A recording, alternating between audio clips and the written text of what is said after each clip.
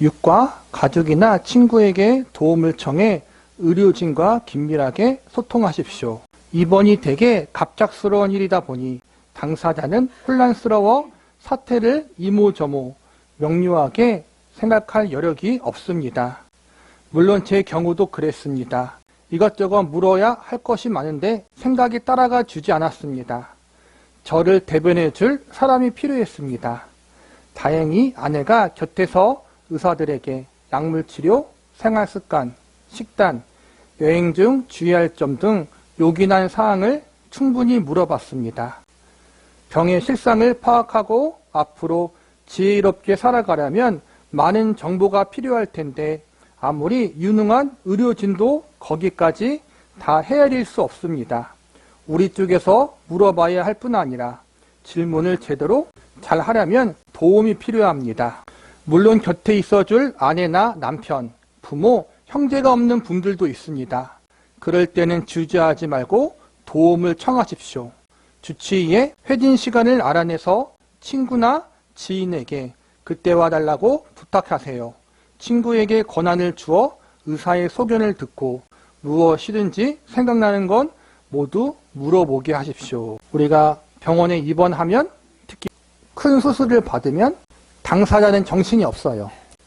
작은 수술 같은 경우에는 시술이나 수술 같은 경우에는 혼자서 다 감당이 돼요. 제가 비염 수술, 치질 수술을 받았는데 혼자서 그냥 갔다 왔어요. 혼자서. 굳이 누군가에 알릴 필요 없이 제가 감당할 수 있는 부분이니까.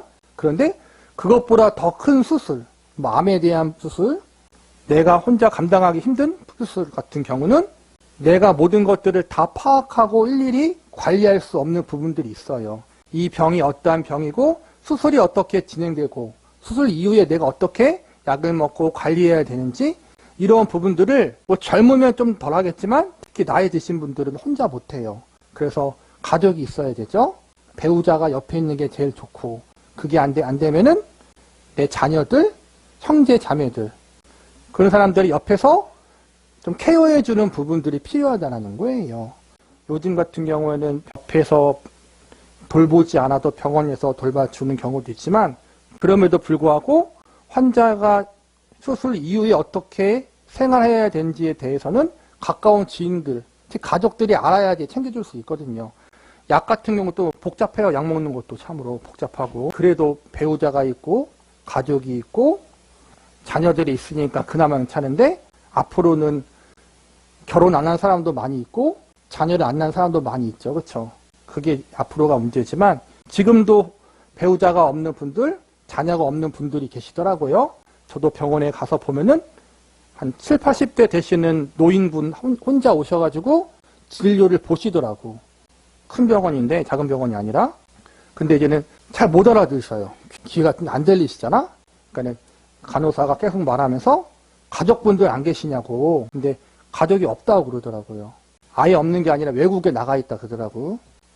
그런 경우들이 많아요. 집 앞에 내과나 정형외과 가면은 노인들이 많이 계시잖아요. 그분들 보니까 80이 넘었어요. 한 분도, 그분도. 자기 생년월일을 기억 못 하셔요. 나이를 먹으면 그렇잖아요.